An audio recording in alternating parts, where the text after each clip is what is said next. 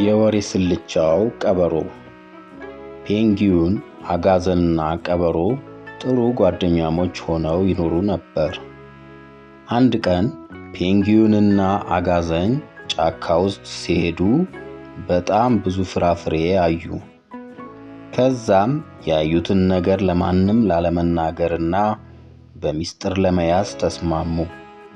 ደስ ብሏቸው እየሄዱ እያለ ከቀበሮ ጋር መንገድ ላይ ተገናኙ። ቀበሮም ደስ ያላችሁ ትመስላላችሁ፣ ምን አግኝታችሁ ነው አላቸው። መናገር እንደማይፈልጉና ሚስጥር እንደሆነ ነገሩት። ቀበሮም ለማንም እንደማይናገር ቃል ገብቶላቸው ሚስጥራቸውን እንዲያካፍሉት አጥብቆ ጠየቃቸው። ከዛ ፔንግዊንና አጋዘን ጓደኛችን ነው ብለው ፍራፍሬ ማግኘታቸውን ነገሩት። ከቀበሮ ጋር መንገድ ላይ ቆመው ትንሽ ካወሩ በኋላ ፔንግዊንና አጋዘን ቀስ እያሉ ወደ ሰፈራቸው ሄዱ። ቀበሮ ቀድሟቸው ሰፈር ደርሶ ነበር። ሲርባቸው ፔንግዊንና አጋዘን ፍራፍሬ ወዳገኙበት ቦታ ሄዱ። ቦታው ላይ ሲደርሱም ያዩት ፍራፍሬም በሙሉ ተበልቶ አልቆ ነበር።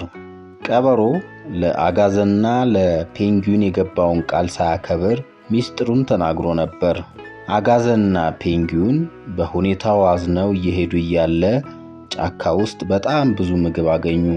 ቀበሮ መንገድ ላይ አግኝቷቸው በድጋሚ ወሬ ለመስማት ሚስጥራቸውን ለማወቅ ጠየቃቸው። በዚህ ወቅት ሁለቱ ጓደኛሞች ተመካክረው ቀበሮን ከስተቱ እንዲማር ለማድረግ አንድ ዘዴ መፈለግ ጀመሩ። በቀጣዩ ቀን ስላገኙት ምግብ ሳይነግሩት ሐይቅ ውስጥ ብዙ ዓሣ አየን ብለው አታለሉት። ቀበሮ ከዚህ በፊት በሰራው ስህተት ሳይማር ብዙ ዓሣ እንዳለ ለመንደሩ እንስሳት በሙሉ ተናገረ። ወሬውን የሰሙት እንስሳትም ዓሣ አለ ወደ ተባለበት ቦታ ለመብላት በፍጥነት ተጓዙ። ዓሣ ለመብላት የሄዱት ድብና ሌሎች እንስሳት ወሬው ውሸት መሆኑን ተረዱ። ተናደው ቀበሮን እንደበደቡት። ከዛ ቀን በኋላ ቀበሮ ሚስጥር መጠበቅና ታማኝነት አስፈላጊ መሆኑን ተረዳ። ፔንግዊንና አጋዘን በሌላ ጊዜ በድጋሚ ሊሸውዱት ቢሞክሩም ቀበሮ ወሬ ማውራቱን አቆመ።